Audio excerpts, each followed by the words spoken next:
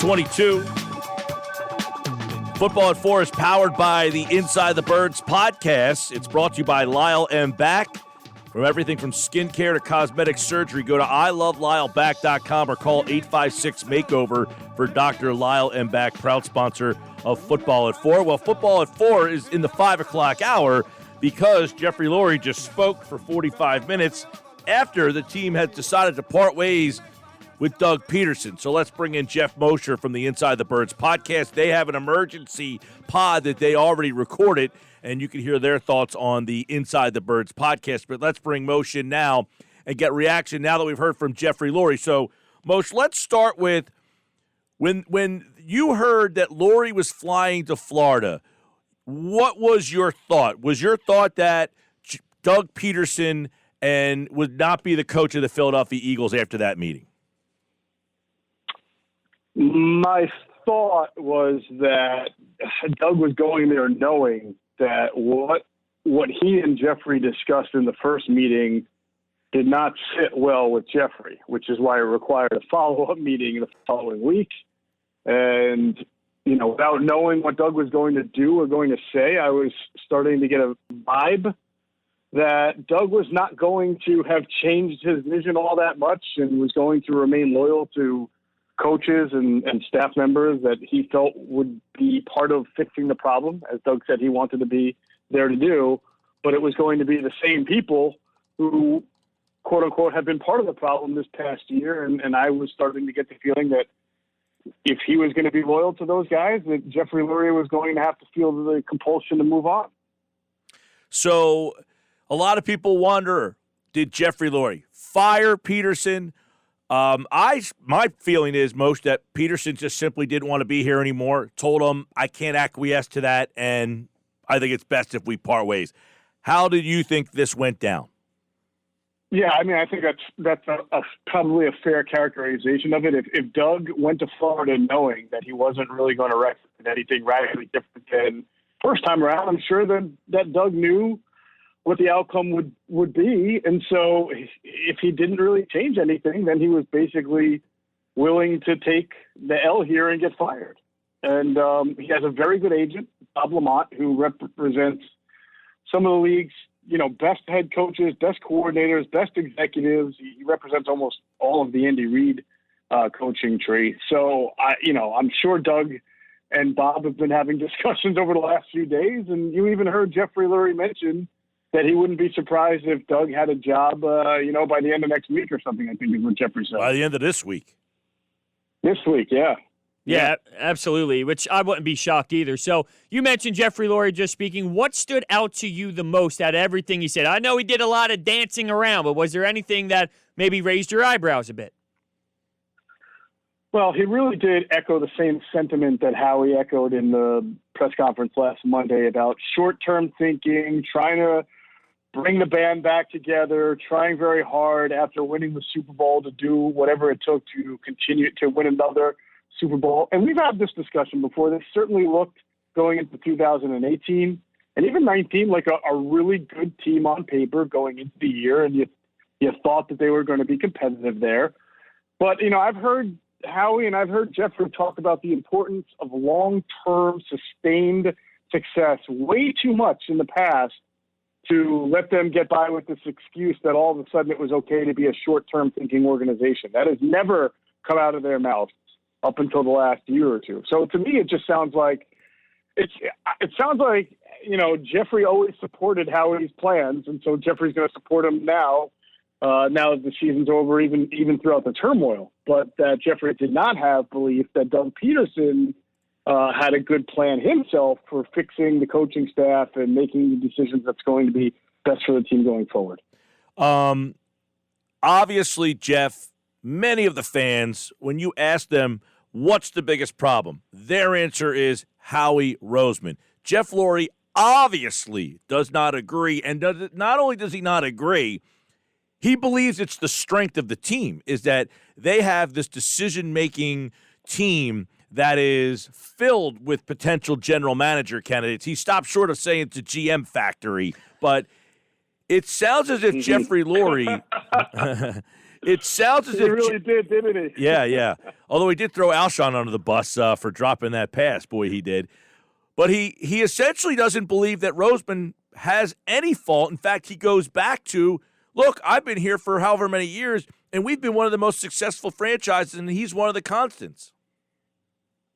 Yeah, so he made a very, I guess, odd or amorphous kind of remark about the draft, and if you have, they need to evaluate whether they're either not picking the right guys or whether too many guys that they do evaluate go off the board in front of them. And so he seemed to criticize very loosely their draft maybe approach or process a little bit, but then immediately look at it in the bigger picture and talk about all the success that they've had and talk about the draft picks that they have hit on. And as you mentioned, he went in and to talk about how Andrew Berry and Joe Douglas, their last two high-ranking executives, have gotten GM jobs and how they have future GMs in the building and that they really do believe their process. I think he mentioned that he would match his team's record and of success in making the playoffs over the long term for the last maybe like 5, 6, 7 years or with anybody. And he's right in that regard.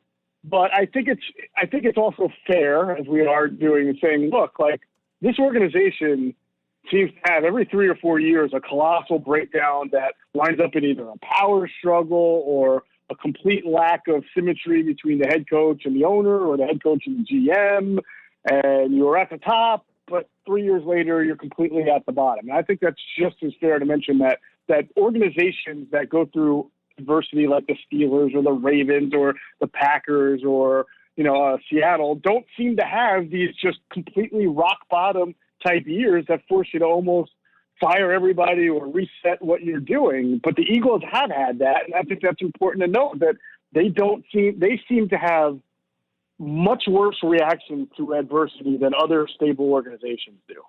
Is this a sexy job opening? Look, they run Doug out of town 3 years after the Super Bowl, the cap space turmoil, not having a lot of say if you're the head coach. But I always like to think, with all that being in the mix, the logo speaks for itself.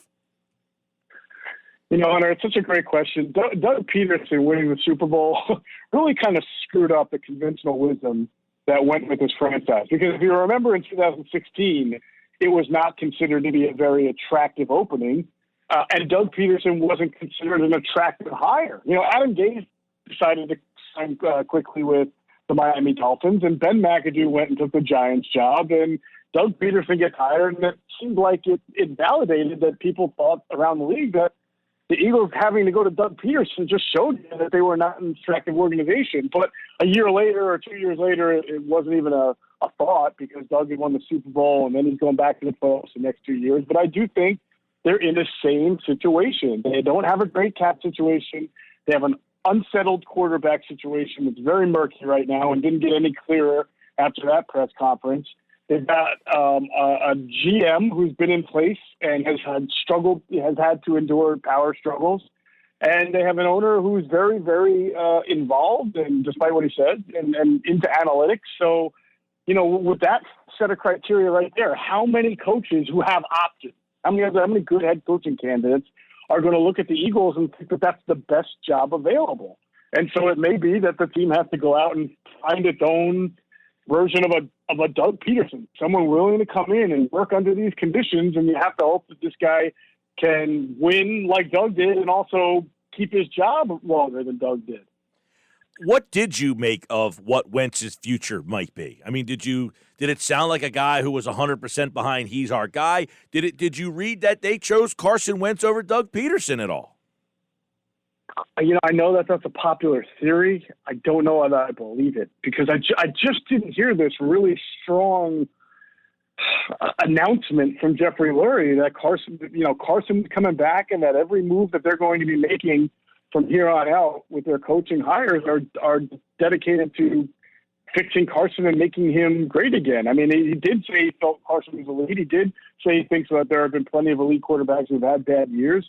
Did say, he expects Carson to become a good quarterback again. But he also said he thought he had two potentially great quarterbacks in Carson and Jalen Hurts. And then he also said that he doesn't think an owner should be the one making that decision. So he certainly gave out mixed messages and left the door open for pretty much any scenario to happen.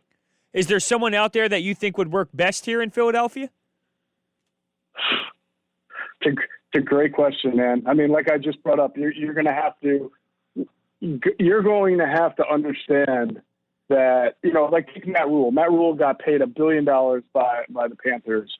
And, less than a year into his hiring, I believe they've already fired the GM, Marty Herney, and they're bringing in someone new because that's the kind of power Matt Rule has when they sign him to all that money. You're not coming to the Philadelphia Eagles and having a power grab. You're not going to be determining who the GM is going to be. A lot of head coaches like to be aligned with the GM, but that's not going to happen here. And again, you're going to have to adhere to some of the things that this franchise really leans heavily on, analytics being one of them. And then you're going to have to come into a situation with the quarterback being unsettled. So who I don't know. Mike Kafka's name is out there. We'll see. I mean, he might be the type of guy because he's not such a hot candidate and he hasn't been an offensive coordinator yet. You don't hear of him like you hear of Brian Dable and Arthur Smith.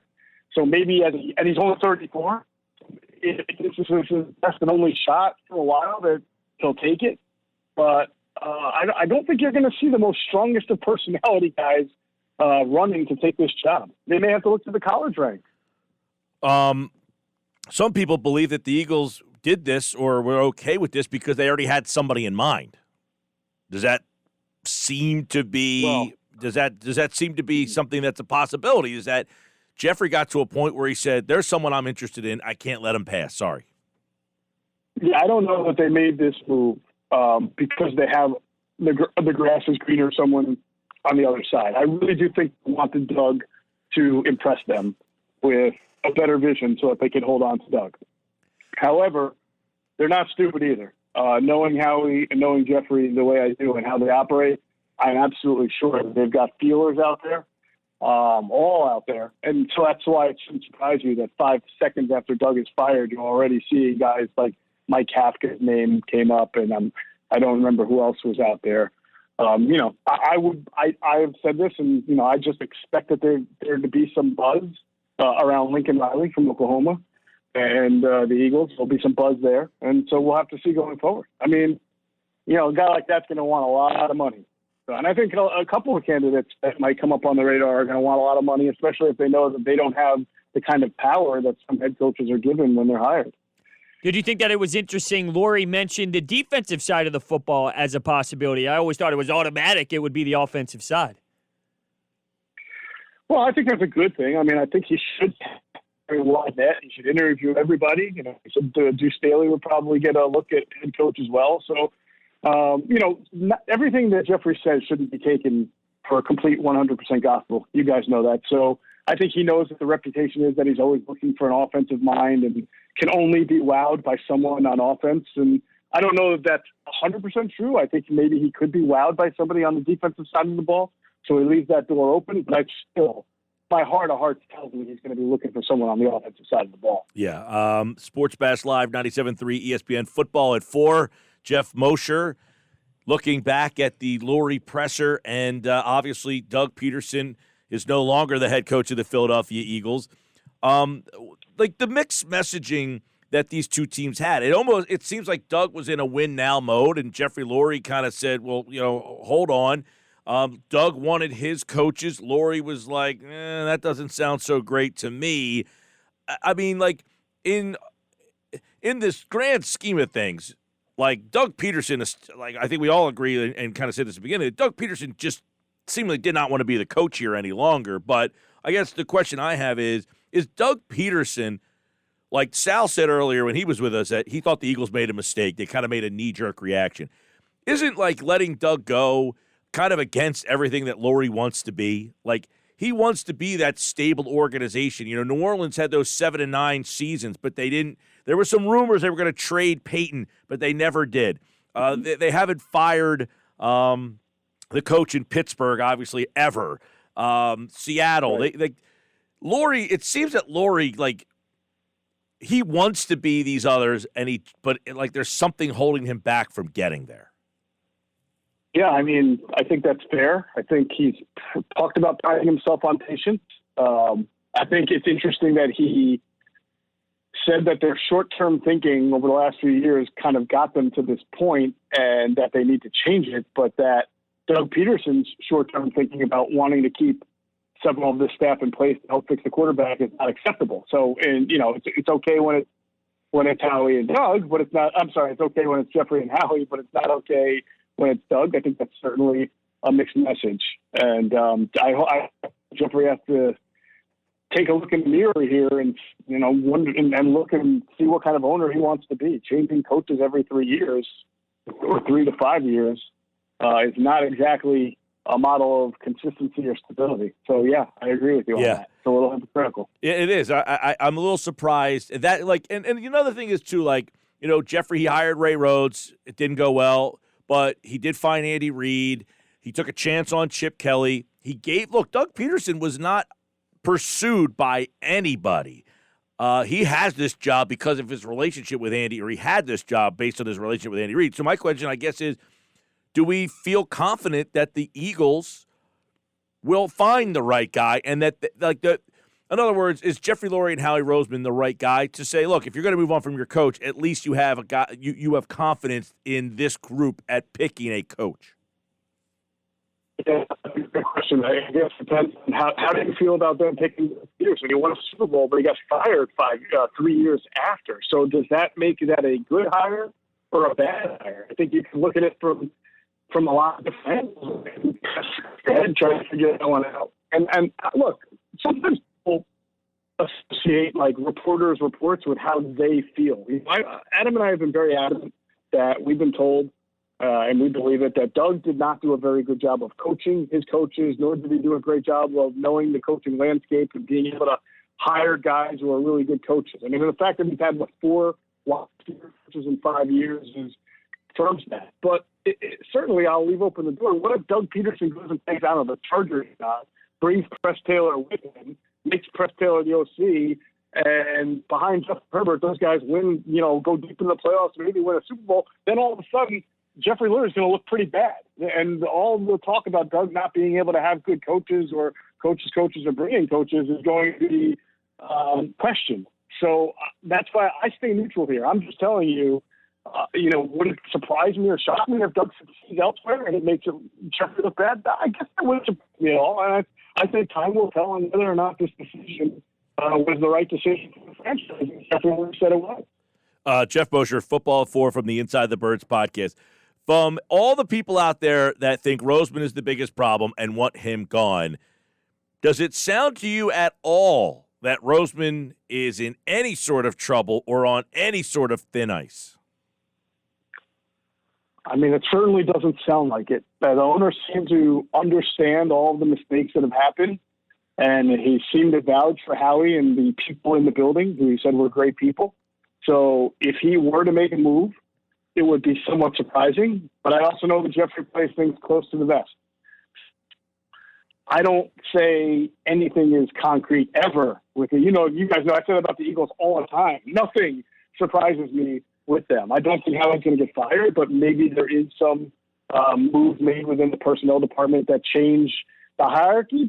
But that's kind of been done before, and Howie was still in the background anyway. So I'm not sure having more instability is a good thing for this franchise. I'm a big believer either you cut the cord and start over with the right people, or you don't. You don't kind of try to halfway, go through it. You either commit or don't commit. So we'll have to see what Jeffrey Lurie does going forward. All right. So much to kind of peel back here because obviously – and then Lurie made the comment about he didn't seem all that worried about being in salary cap, with the salary cap situation they're in. He kind of said, that's comes and goes. Like it didn't seem like that's something that he was all that worried about.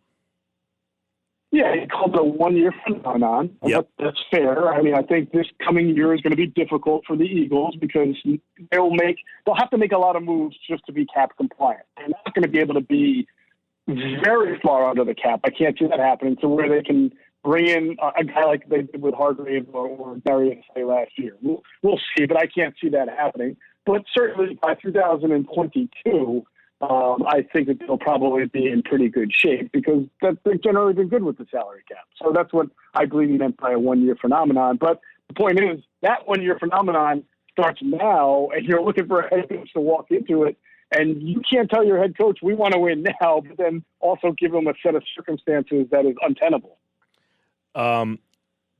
Finally, one of the things Lurie said, look, what's your role been? Well, it's been the same for the last 25 years. It sounds as if recently it all of a sudden it sounds like Lurie's had a lot more meddling. So when he says, my role's been the same, I ask a lot of questions. Do you think that's accurate? No, I mean, from what I've been told, and this goes back more than just a year, that Jeffrey has been a lot more involved in the organization. And, from a lot of decision making, and clearly it was, he's got a different plan for the future of the team than the head coach did. So that tells you right there that he's got more than just question asking going on. He has his own vision that people need to meet. So my philosophy is, you're an owner, you need to hire the right people from at the top of your organization to bring in people so that you don't have to make decisions on assistant coaches getting hired and fired. That's me. That's me personally. I think the best organizations have owners who do that. Of course, owners can settle ties, but at the end of the day, they've got to be confident that their people are bringing in the right people. And if they're not, then they get new people. I just don't think it's a good idea for an owner to be as heavily involved with personnel or coaches coming and going as Jeffrey is. All right, there you go. Football 4, and obviously we ran a little late here today because of the Lurie presser. So much to kind of go to look back on, and we will continue to do so. Go to 97.3ESPN.com for more reaction